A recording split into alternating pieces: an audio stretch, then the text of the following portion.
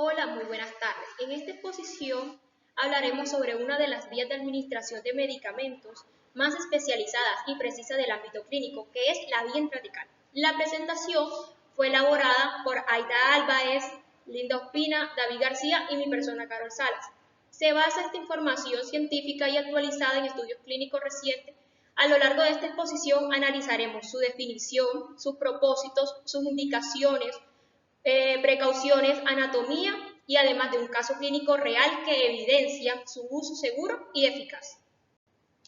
Para comprender mejor la importancia clínica de esta vía de administración, comenzaremos con un caso real, documentado en la literatura médica colombiana. Se trata de una paciente de 31 años, quien nació de un embarazo gemelar prematuro.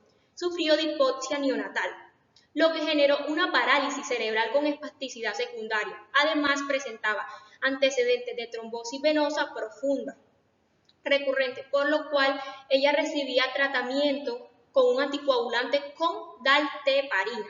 La paciente fue tratada inicialmente con un baclofeno oral para el control de la espasticidad, pero no mostró alguna mejoría, por lo que en el año 2012 se le implantó una bomba intratecal de baclofeno, que permitió estabilizar sus síntomas musculares. En el año 2023, la paciente quedó embarazada, fue informada de los riesgos, pero decidió continuar con su embarazo. Con la terapia intratecal durante el embarazo recibió una infusión continua de 380 microgramos diarios de baclofeno, acompañada de controles médicos estrictos. El tratamiento con enoxaparina, que es un anticoagulante.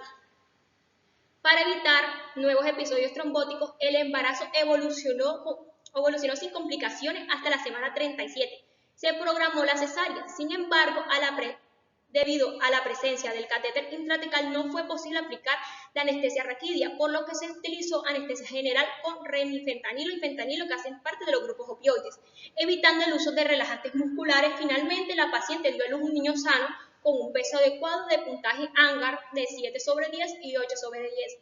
Este caso nos demuestra que el uso del baclofeno por vía intratecal durante el embarazo es seguro, es eficaz y siempre que exista un seguimiento multidisciplinario adecuado.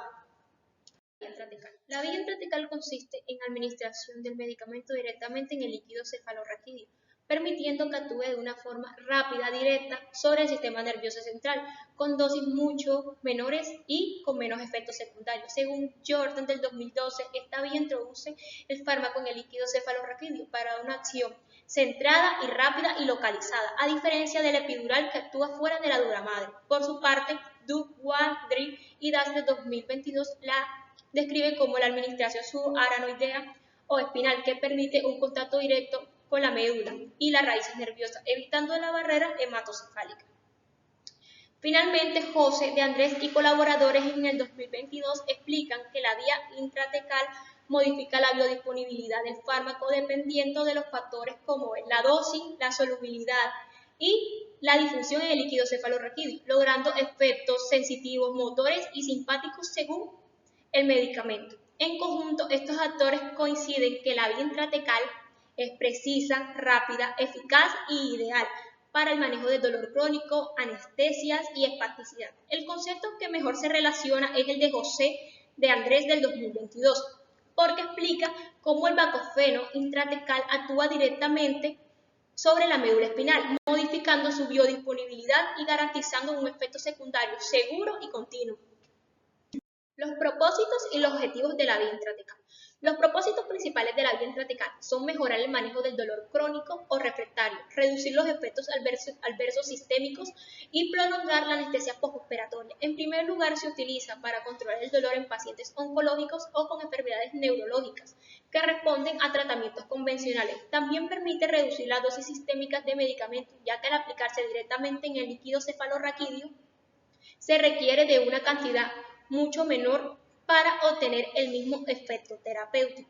Además, al emplear ayudantes intratecales como son los opioides o los agonistas alfa-2, por ejemplo la desmedetomidina, se logra una analgesia prolongada y de mejor calidad.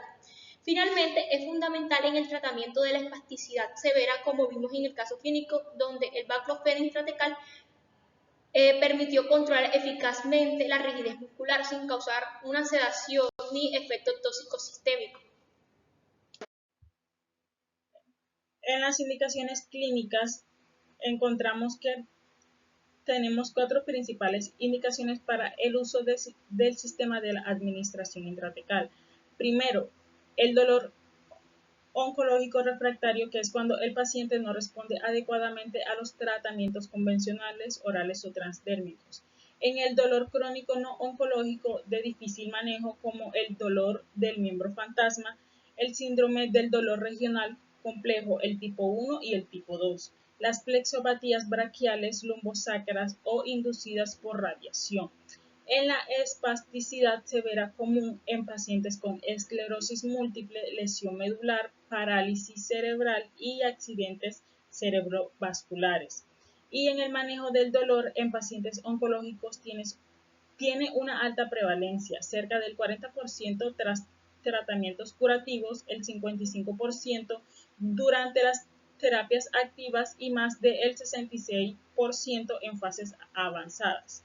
Bueno, la OMS propone un enfoque multimodular que combina los tratamientos farmacológicos como los AINES, los opioides, los antipilépticos, los antidepresivos relajantes, los musculares, las ketaminas o los cannabinoides con terapias no farmacológicas.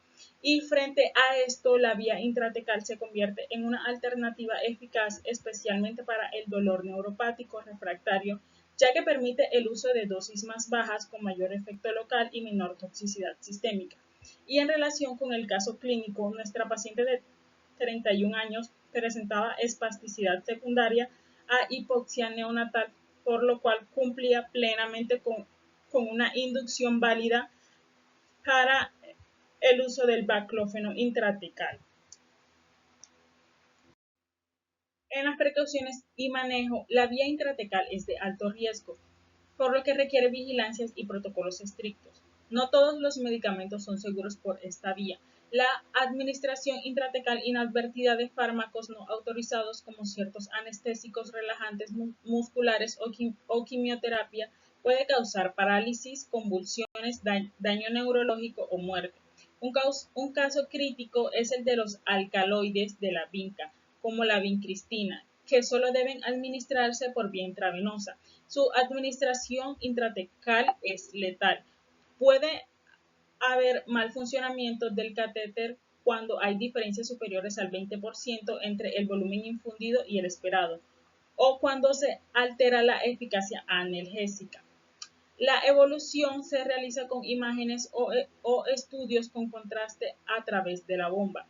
Desde enfermería se deben prevenir y detectar complicaciones como infecciones en el sitio de inserción, fallas del catéter, formación de masas inflamatorias en la punta del catéter, problemas con la cicatrización de la herida quirúrgica. Y además es fundamental garantizar la correcta preparación del medicamento, la precisión en la programación de la bomba, asepsia durante recargas, identificación de interacciones farmacológicas como los opioides con benzodiazepinas que elevan el riesgo de depresión respiratoria.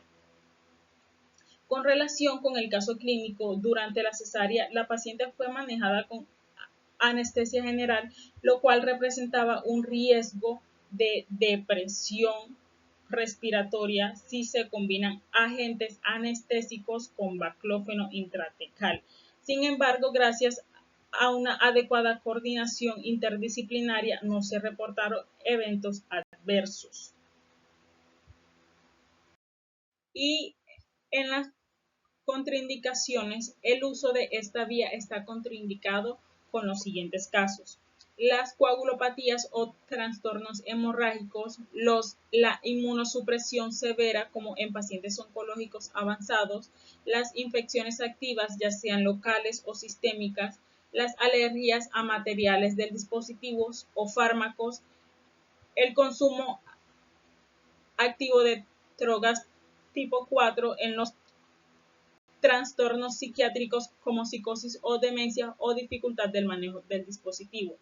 En las expectativas de vida menor a 3 meses, donde se prefiere una una opción menos invasiva y, por supuesto, la negativa del paciente, que constituye una contraindicación ética clínica y con relación al caso clínico. Durante el embarazo, la paciente no presentó infecciones, coagulopatías ni deterioro cognitivo, por lo cual no tuvo contraindicaciones absolutas para mantener la bomba intratecal durante la gestación y el parto. Los componentes anatómicos macroscópicos. La vía intratecal se sitúa dentro del espacio subaracnoideo, entre el aracnoides y la pía madre, donde circula el líquido cefalorraquídeo.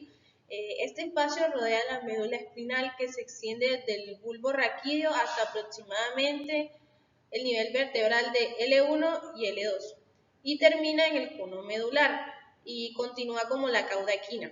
El canal vertebral, que está formado por vértebras como arcos, láminas y pedículos, protege la médula espinal.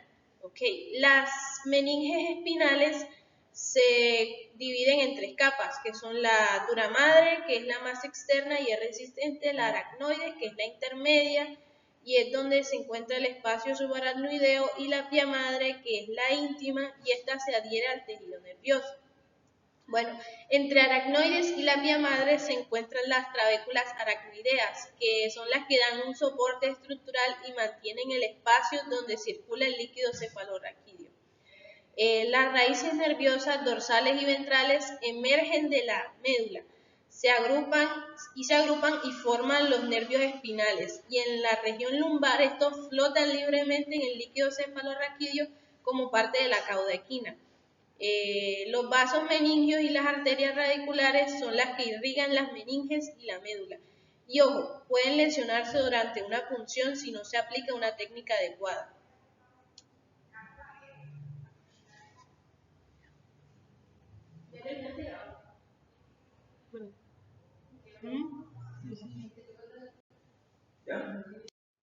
Componentes anatómicos microscópicos. Bueno, a nivel microscópico, las meninges presentan características estructurales específicas. Por ejemplo, la dura madre está conformada por un tejido conectivo denso, rico en colágeno tipo 1, también confiere una protección y un soporte mecánico, su superficie interna está recubierta por células planas, y estas forman una barrera frente al espacio subaracnoideo. Bueno, el aracnoides tiene una capa delgada, es avascular y con unas uniones herméticas que evitan que el líquido cefalorraquídeo se filtre. ¿Qué más? Ahora, la pía madre tiene una capa muy fina y es altamente vascularizada. Esta está adherida al tejido nervioso y sus capilares nutren la médula y se relacionan con una capa de astrocitos que protege la superficie medular.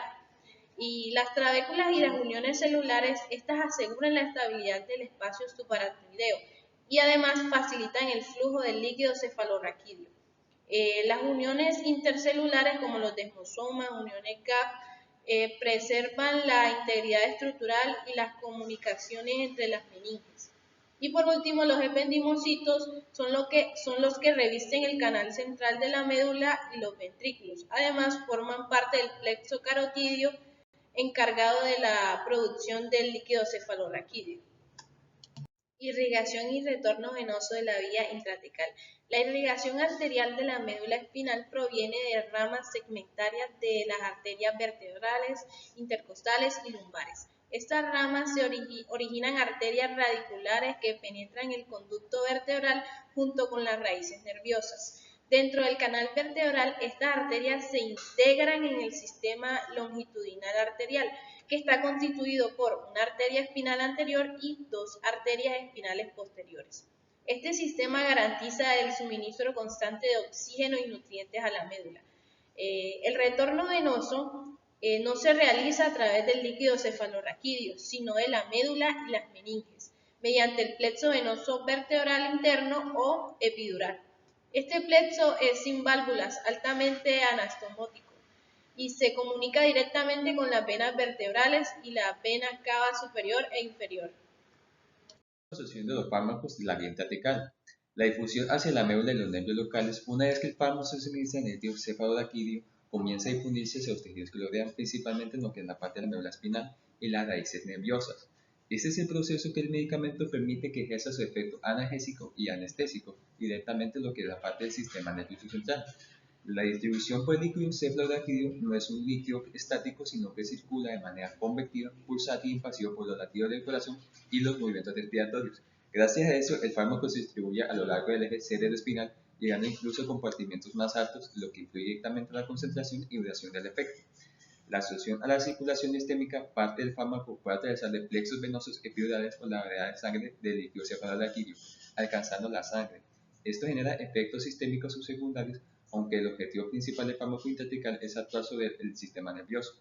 El volumen y producción del líquido cefalorraquídeo es aproximadamente de 150 mililitros y produce más de 500 mililitros al día, lo que significa que el líquido se denuda completamente unas 3 a 4 veces al día. Estos valores determinan cómo se diluye y distribuye el fármaco afectando su tiempo de acción. La influencia lipofílica del fármaco, los fármacos lipofílicos como el fentanilo, pues un fentanilo se disuelve fácilmente en lo que es la grasa, por lo que se absorben rápidamente, tiene un efecto corto y localizado. En los cambios hidrofílicos como la morfina, permanecen más tiempos en el líquido cefalorraquídeo, lo que distribuye mayor amplitud y una producción más prolongada, pero también más corta y con efectos secundarios. Factores del modelo farmacocinético. Finalmente, la distribución intratecal depende de varios factores, los que son tres: el volumen, la velocidad y la inyección. La densidad del fármaco es más o menos denso que el líquido cefalorraquídeo. En el sitio de eliminación anatómico es importante y las características físico-químicas del medicamento. Todos estos elementos combinados se determinan con el comportamiento del fármaco dentro del sistema nervioso. Factores físico-químicos que afectan la farmacocinética intratecal. Tenemos que uno de los factores es la área superficie subaracnoidea. El lugar donde se aplican las inyecciones es clave. Cuanto más cerca esté del sitio donde creemos el efecto será mucho más rápido y más eficaz, donde veremos el resultado. Por eso la elección del punto de inyección es directamente importante, ya que este afecta a lo que es la velocidad y potencia del fármaco. El volumen de inyección, superficie efectiva, siendo otro tema, el volumen y la velocidad de inyección determinan cuánto se tiene fármaco del líquido cefalorraquídeo. Como queremos una acción controlada y localizada, normalmente usaremos volúmenes pequeños e inyecciones lentas. En otro caso también tenemos que el pH líquido es muy importante. ¿Por qué? Porque el pH influye dentro del grado de ionación del fármaco. Si el fármaco está de forma no ionizada, atravesará mucho mejor los tejidos nerviosos, actuando de mucha mejor manera. En cambio, cuando no está ionizado, su paso será mucho más lento. También tenemos que las proteínas totales del líquido cefalorraquídeo hay pocas, proteínas que nos permiten que el fármaco se difunda mucho más rápido. Sin embargo, esto hará que se elimine mucho más antes, reduciendo la acción del efecto. El pK del fármaco también indica una acción ionizada. Según el fármaco, el pH, si el pK del fármaco es similar al líquido cefalorraquídeo, que es de 7,3 a 7,4, habrá una mayor reacción no ionizada, lo que permite que su oxidación. Por ejemplo, un pK de 8 tendrá un 18%, no ionizado, por lo que penetrará mucho más lento. El peso molecular de menores de 500 Dalton atraviesa rápidamente las meninges y estará mucho más pronto. En cambio, las moléculas grandes, proteínas terapéuticas de 10 a 100 kDalton, se difunden con dificultad y requieren sistemas de vibración controlados como bombas o cadetes intraticales. El grado de ionación también es muchísimo importante. Entre más no ionizada esté una molécula, mejor atraviesa lo que es las membranas nerviosas, cuyo pK es similar al líquido cefalorraquídeo. Tiene un inicio de acción más rápido, ya que hay una mayor proporción de moléculas no cargadas. Y por último tenemos lo que es la varicidad. La varicidad indica que el fármaco es menos denso que el líquido cefalorraquídeo. Si es hiperbárico, o sea, más denso, tiende a desplazarse hacia zonas más bajas del canal espinal. O si es hipovárico, menos denso, lo que sube a zonas más altas. Esto se usa para dirigir la anestesia a regiones específicas del cuerpo. De formas farmacéuticas utilizadas por la vía intratecal tenemos la solución inyectable o acuosa. Son las formas más comunes de administración por vía intratecal. Se usan principalmente para anestesia espinal o anestesia aguda, por ejemplo en cirugías o partos. Es importante que sean libres de conservantes, ya que esto puede causar neurotoxicidad.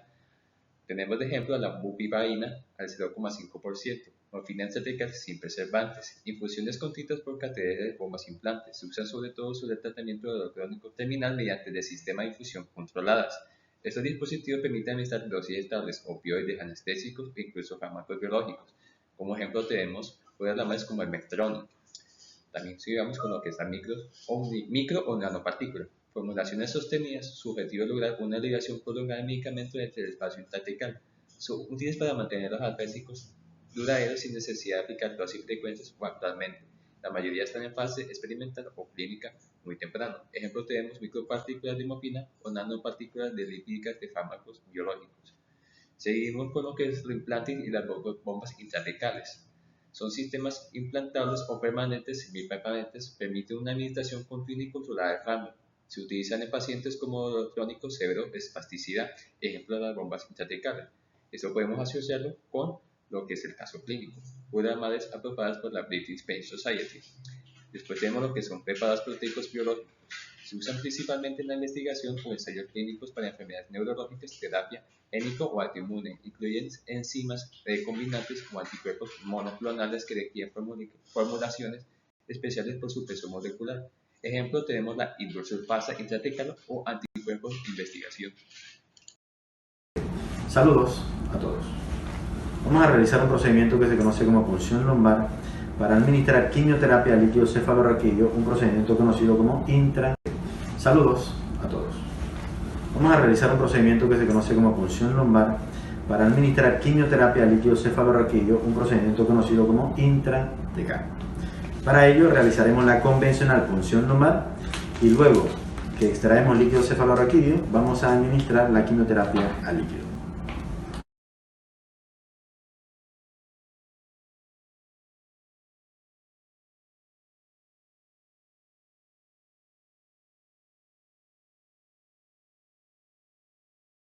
Ahora vamos a realizar en este momento la limpieza del área.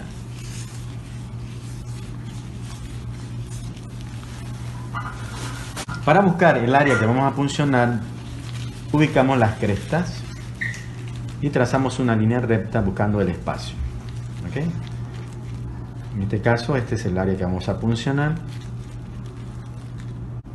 Muy bien, ahora el área que hemos ubicado, donde vamos a puncionar, en primera instancia vamos a administrar un pelín de anestesia. Superficial inicialmente. Y un poquito más profundo. Luego que hemos ubicado el espacio y hemos aplicado la anestesia, vamos a introducir la aguja.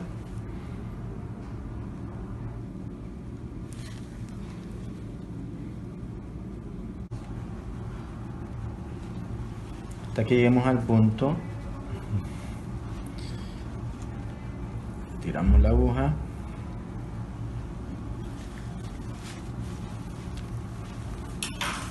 Y vamos a tener la salida del líquido cefalorraquídeo. Ese es el líquido cefalorraquídeo. Y vamos a proceder a obtener muestras del líquido cefalorraquídeo para hacer el cytospin. Vamos a centrifugar el líquido cefalorraquídeo y posteriormente vamos a fijar la muestra en una plaquita y vamos a observar esto al microscopio para observar si existe infiltración al sistema nervioso central de blastos de leucemia. Ahora vamos a proceder a administrar la quimioterapia al líquido cefalorraquídeo.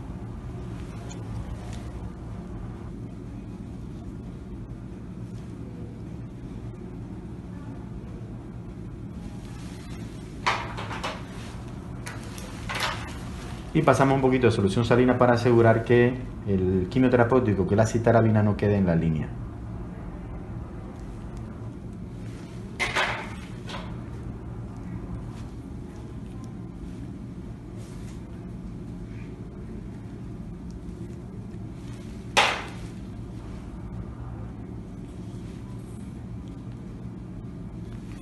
Ahora procedemos a retirar